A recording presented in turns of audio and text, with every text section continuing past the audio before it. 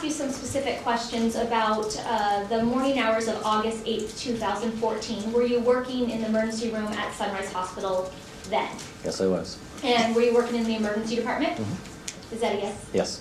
All right. Now, did you treat an individual by the name of Christy Mack? Yes.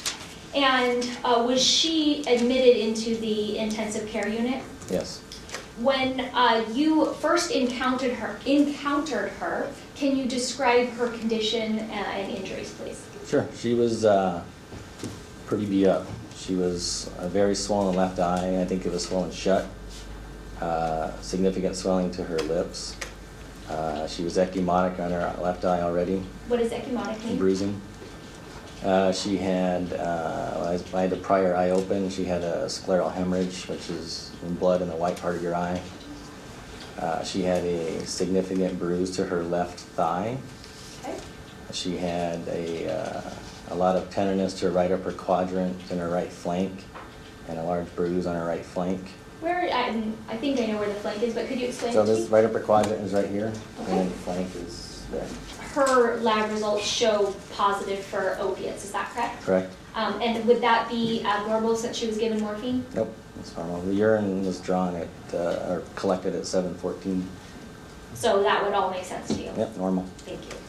In regards to your analysis or your treatment, there's certain information taken that's referred to as assault data, is that correct? Sure. And in your notations, you stated that Ms. McInday had stated that this incident had happened to her on the day in question. Correct. And did she also discuss that the attack was sudden and constant? Yes. I remember speaking to Ms. McInday about, kind of informing her how many bones there were broken in her face. I do.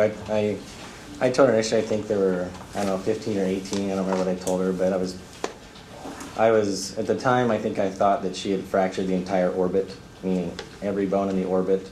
And because she had teeth avulsions, I thought she would have maxillary fracture, so that's the bone up here. Okay. I thought that would have been fractured, and then other facial bones. Okay. I documented that she had a scleral hemorrhage on that eye as well, which again is the blood in the white part of the eye. Okay. And swollen shut, I mean, she could not open it under her own power. Dates 107. And you see this line going across the head. Would that be consistent with what can be referred to as a laceration? Yes. She had a fracture at one of the canines, and then an avulsion of the other tooth. What does an avulsion mean? It's gone. Showing you states 107. Would that be the left leg that we're seeing Yes. the bruise to in this picture? Yes.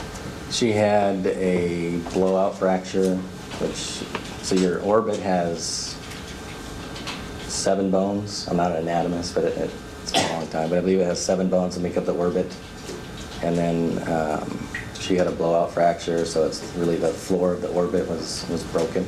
And that was to the left eye? Left eye, correct. Her blowout fracture, I mean, it's when we talk about blowout fracture, it's fragmented into tons of pieces, correct? Several pieces, yeah.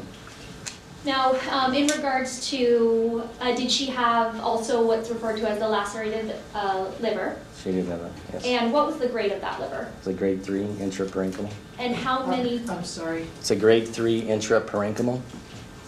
Right. And what does that mean?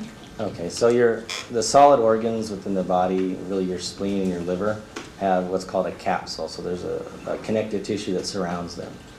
And so if something's intraparenchymal, it's within the tissue itself. If it's subscapular, it's bleeding so much that it spreads into the capsule and spreads all around the liver. Hers was, I think, the right hepatic lobe and just was contained within the liver tissue itself. And how many grades are there of liver? 5. And is 5 the worst? Yep. Yes.